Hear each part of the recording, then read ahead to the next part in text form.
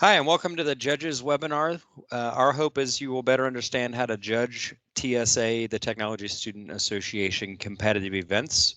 We will be hosting our annual state conference at the Marriott Griffin Gate Resort at the end of April, coming up the 25th and 26th of the 2 days of competitions. And then the 27th, we'll have our awards ceremony where students will find out if they place in the top 3 for each event. My name is Mark Harrell. I'm the state advisor for Kentucky TSA. You can see my email address and my cell phone number as part of this handout. And then I also have Andy Stevenson on the call. I'll let Andy introduce himself.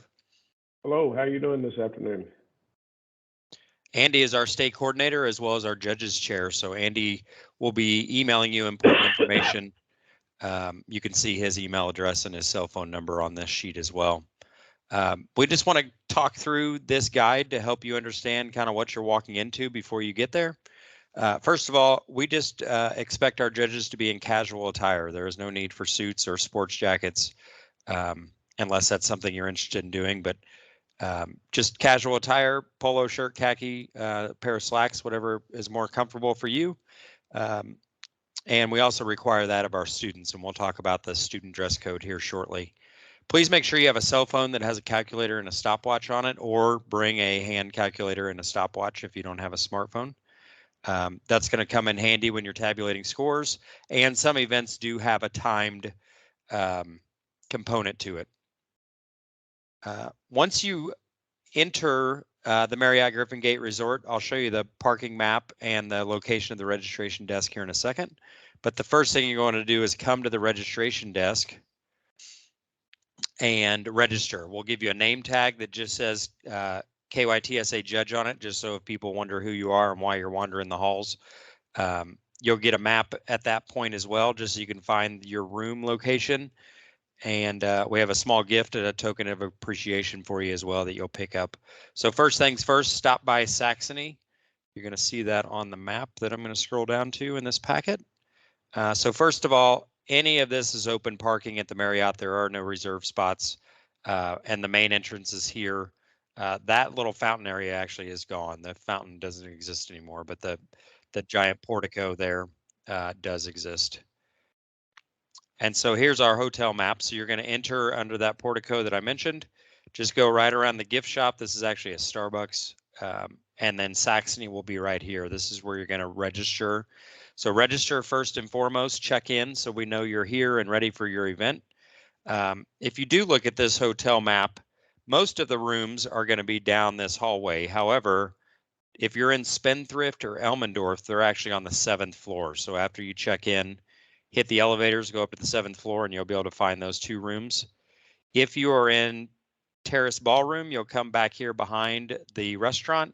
Bluegrass Pavilion's also back here, and then Paddock Pavilion, you have to actually walk outside past the pool, and you'll see a giant white tent that's completely climate controlled and carpeted and everything out here. If your event exists in the mansion, that's going to be also a walk outside.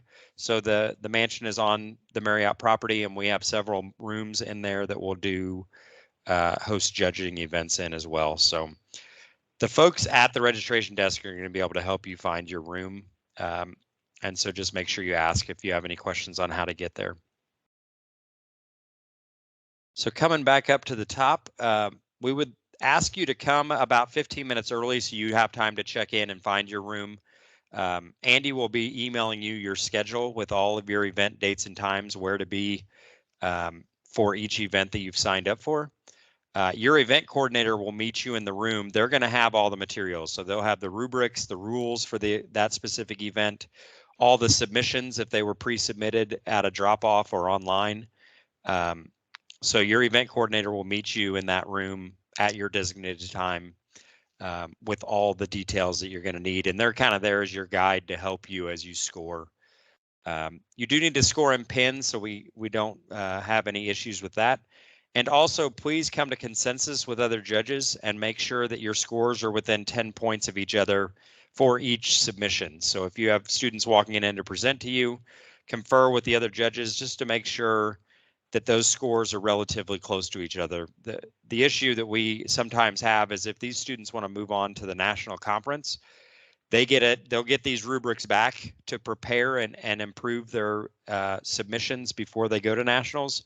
And if one judge says they got a 30 out of 100 and another judge says they got a 90 out of 100, well, which judge is more accurate?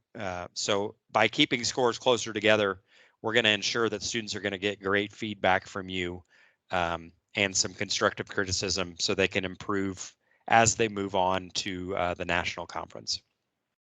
I'm going to let Andy talk about the event modification guide. We won't go through high school and middle school, but we will send you a link to this document. It's linked directly in this guide book as well for you. So I'm going to let Andy just kind of breeze through and help you understand this guide and what you're looking at. Okay, each of these guides are basically the same. To the very left, we have what the name of the event is.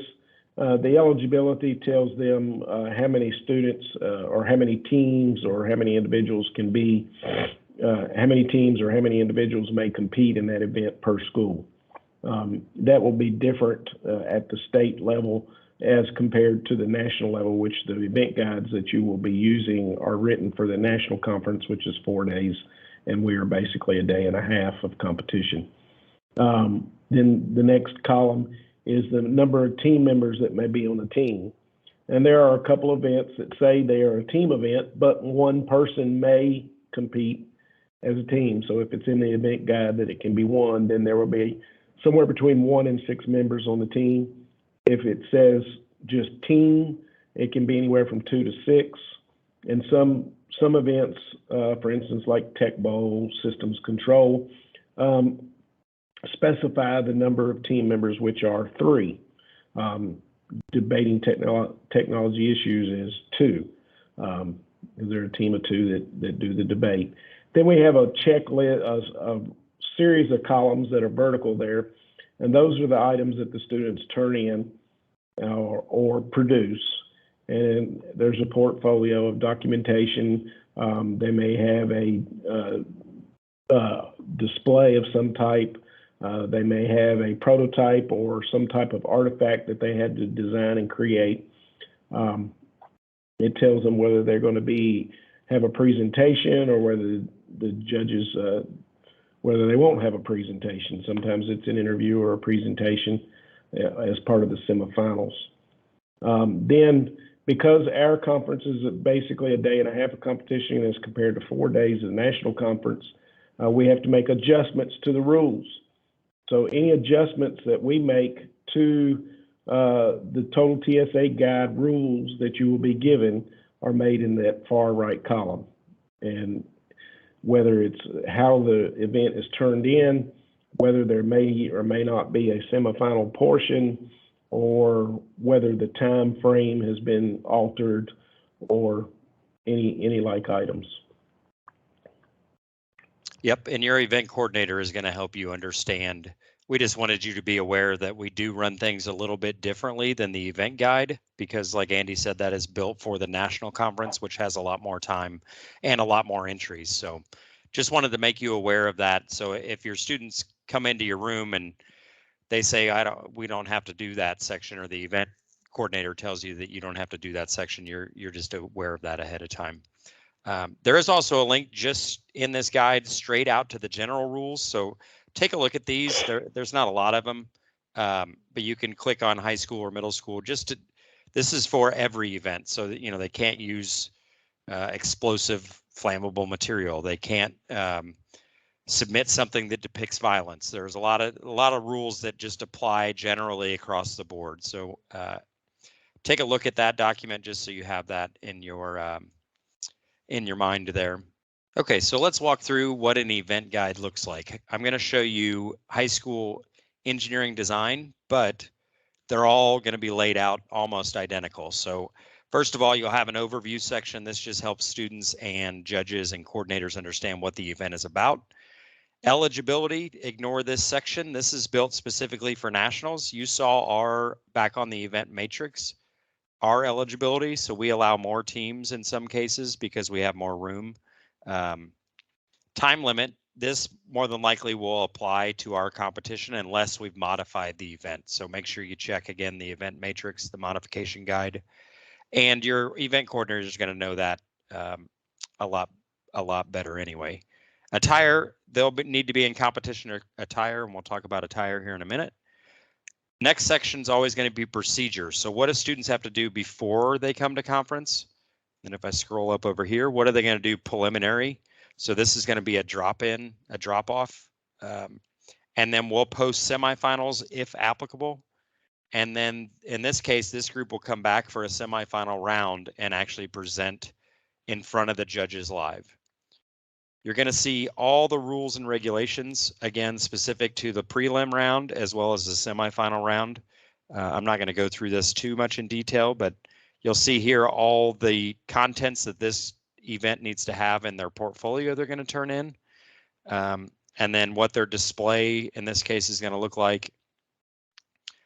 And then you'll see the evaluation. So this helps students understand how they're going to be evaluated. There's going to be some STEM integration as well as leadership and 21st century skills development. So we want to make sure students understand what employability and soft skills they're going to be using. And then careers related to this event. We're trying to help students understand and be exposed to, if they have an interest in engineering design, for example, what careers may relate to this field. You'll also see the rubric for this specific event. The most important box as you start judging is going to be this top box, go, no go. If students don't turn in a portfolio, they're automatically disqualified. If they don't turn in a display that meets the size constraints and is freestanding, they're going to be automatically disqualified. Or if they don't have a model or a prototype in this event, you're going to check this box here, entry not evaluated, and we simply set that one to the side. We do this for several reasons. One is time, probably most importantly. Students are not going to place in the top 3 if they're missing one of these major components to this submission. And so rather than wasting your time as well as just time in general at the conference, we're not going to go through and judge them if they're missing their display and model, which are going to be 40 points, or if they're missing their portfolio, which is 110 points. So just know, always check go, no go first, and make sure the students have submitted everything required before you actually go in and judge. And one point of clarification, if they're missing a portion, for instance, if they have their portfolio, but they're missing one section or 2 sections of the portfolio, that's not a disqualification. It's just a deduction of points within the rubric. So make sure that you delineate between those two.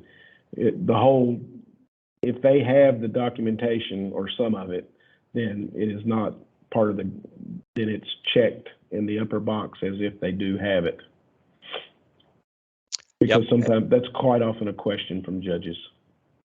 Yeah, and another big thing that you need to be aware of is looking at these multipliers over here. So if we look at the top of the rubric, it's going to talk about these multipliers, ×1 or ×2. You're going to multiply that score times whatever it says here as the multiplier. So this aesthetics of the display and model is going to be worth 10 points total, is the most points they can get. But the overall impact of their display and model is going to be worth 20 points. So when you're totaling your scores at the end of each submission or at the end of the day, make sure you're looking at those multipliers and judging accordingly. So we want to make sure that students are getting all the points that they deserve. You can see there's another ×2 right here under selected solution. So please be aware of those and make sure that you're doing that correctly. If there are any rules violations, that does need to be initialed by you, the judge. The coordinator also has to agree to it, and then it comes to Andy or myself, and we'll just confirm that they actually did break a rule. That could be one of those general rules I talked about earlier, or it could be an event guide specific rule. You can see once they get to the semifinal portion of this, there's also going to be points there. And then down here at the bottom, please take a little bit of time, give students comments, constructive criticism, what they did well. We want them to be able to improve. Maybe they're a sophomore or maybe they're a 7th grader and they'll do TSA again next year. That way they can always have some continuous improvement going on. Once you're done with each rubric, you'll print your name and sign it, saying that the score accurately reflects what you gave them. And then you'll see the event coordinator instructions. This is just what the event coordinator is going to have the room set up. They're going to have all the materials for you. This just kind of helps you understand the flow of the competition. And then they're going to help you break ties if needed. They're going to help you clean up the room before we leave that room and you come back to the judge's registration desk to check out for the day, or you're heading to another event perhaps. So we talked about eligibility. We talked about time limits. Please make sure if we say your event's going to run from 10 to 2 on Monday, that you are cognizant of your timeline, because we do have other events coming into rooms. So you need to make sure that, and your event coordinator is going to help you keep on time as well. Attire I talked about. Let me show you our event, our attire guidelines for our state conference. And so let me scroll down. So if you are judging chapter teams, students do need to be in official attire like you see up here. So it'll be a navy blue blazer, a blue or a white shirt, button-down shirt.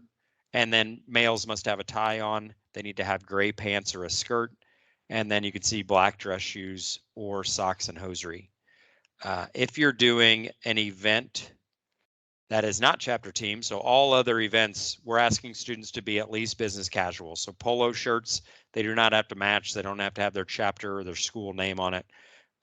They can dress up, but they cannot dress down. So if you have students that come in that do not meet the dress code that you see on your screen here, work with your event coordinator, come to an agreement that they were not dressed appropriately, and then you will deduct 20% off of as a rules violation. So dress shoes, dark socks, pants are going to be black, gray, or khaki. Skirts need to be at a certain length. We just want students to understand when you come to an event that you need to be dressed appropriately for that event. So if you have any questions, your event coordinator can help you with that. Yeah, one thing I failed to mention, when you're thinking about careers related to the event, if your career directly relates to the event or maybe doesn't even directly relate, have just a short conversation, introduce yourself as those students or those teams come into the room. And it's good for them to see that people actually hold the careers that we're trying to prepare students for. Yep, and I talked about all that. One thing, when it comes to rules violation, they can have one rules violation, but if they have more than one, so let's say they break dress code and they didn't use a clear portfolio cover, that's 2 rules violations. That's going to be a disqualification. So 1 rule can be broken, 2 rules is a disqualification. Once again, the students are not going to place very well, and they need to understand that following directions for competitions as well as in real life has a lot of value. Here's just a quick picture of a clear portfolio cover. So 3-ring binders are a thing of the past for us. We're trying to consolidate down, making it look more like a professional portfolio that engineers and technicians would use in their work environment. So when we're talking about documentation portfolios, this is what you should expect: clear portfolio covers. As you're checking out, as your event ends, you're going to tally all your rubrics. The judges and the coordinators need to come to consensus of the top 3 winners, and then the coordinators will actually have what's called a recap sheet, and they're going to add those scores, all the scores, to that recap sheet, and then our folks in our scoring area headquarters will actually put those scores into the electronic system, so we have that for the awards ceremony.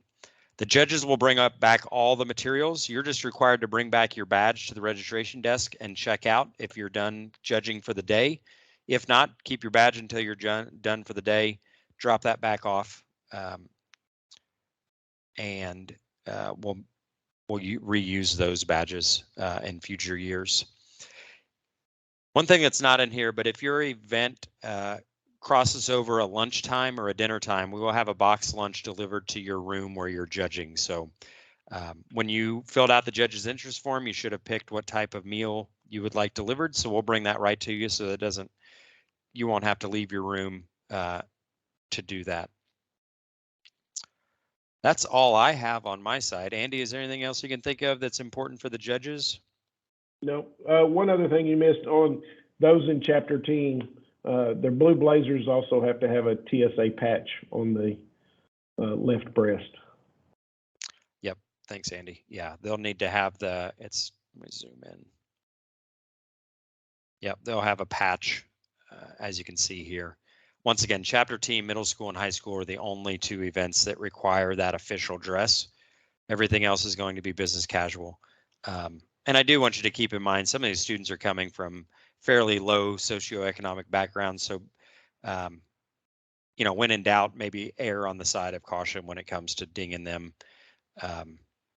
on what they're wearing, unless it's just blatantly obvious that they didn't follow the dress code at all. With that, if you have any questions, Andy and I, like I said, our cell phone numbers are right at the top of this document that we'll send you, as well as our email addresses. So reach out at any time as you start looking through your event guides to prepare to judge. And we can't thank you enough for taking time out of your day to help us create the future STEM workforce for Kentucky. So thank you.